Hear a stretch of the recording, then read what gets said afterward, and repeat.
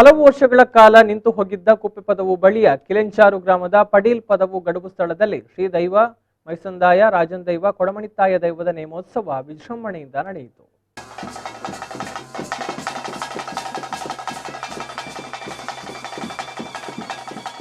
ಸಂಜೆಯ ವೇಳೆ ಕಿಲೆಂಚಾರು ಅರಮನೆಯಿಂದ ಶ್ರೀ ಕೊಡಮಣಿತಾಯ ದೈವದ ಭಂಡಾರ ನೇಮೋತ್ಸವ ನಡೆಯುವ ಸ್ಥಳಕ್ಕೆ ಆಗಮಿಸುವ ದೃಶ್ಯ ಆಕರ್ಷಕವಾಗಿತ್ತು.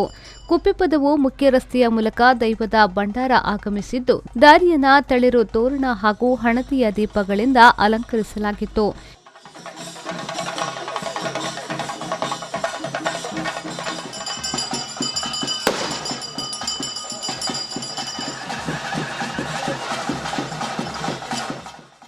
ಇದಕ್ಕೂ ಪೂರ್ವಭಾವಿಯಾಗಿ ಇಲ್ಲಿನ ಕಟ್ಟೆಯಲ್ಲಿ ಶ್ರೀ ಸತ್ಯನಾರಾಯಣ ಪೂಜೆ ನಡೆಯಿತು. ರಾತ್ರಿ ರಾಜನ್ ದೈವ ಕೊಡಮಣಿತಾಯ ದೈವದ ನೇಮೋತ್ಸವ ನಡೆದಿದ್ದು, ಅಪಾರ ಸಂಖ್ಯೆಯಲ್ಲಿ ಭಕ್ತರು ಭಾಗವಹಿಸಿ ದೈವದ ಗಂಧ ಪ್ರಸಾದವನ್ನು ಸ್ವೀಕರಿಸಿದರು.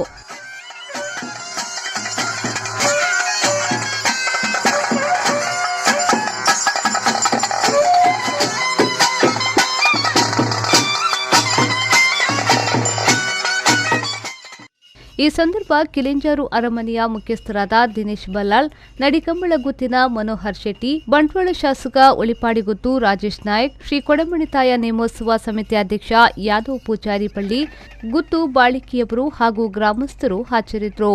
ಹಲವು ವರ್ಷಗಳ ಹಿಂದೆ ಇಲ್ಲಿ ನೇಮೋತ್ಸವ ನಡೆಯುತ್ತಿದ್ದು, ಕಾರಣಾಂತರಗಳಿಂದ ನಿಂತು ಹೋಗಿತ್ತು. ಅಲ್ಲದೆ ಜಾಗ ಸಂಬಂಧಿ ತಕರಾರುಗಳು ಇದ್ದು ನ್ಯಾಯಾಲಯದ ಮೆಟ್ಟಿಲೇರಿತು. ಕರ್ನಾಟಕ ಉಚ್ಚ ನ್ಯಾಯಾಲಯದಲ್ಲಿ ಈ ಬಗ್ಗೆ ವಿಚಾರಣೆ ನಡೆದಿದ್ದು, ನೇಮೋತ್ಸವ ನಡೆಸಲು ಅವಕಾಶ ನೀಡುವಂತೆ ನ್ಯಾಯಾಲಯ ತೀರ್ಪು ನೀಡಿತ್ತು.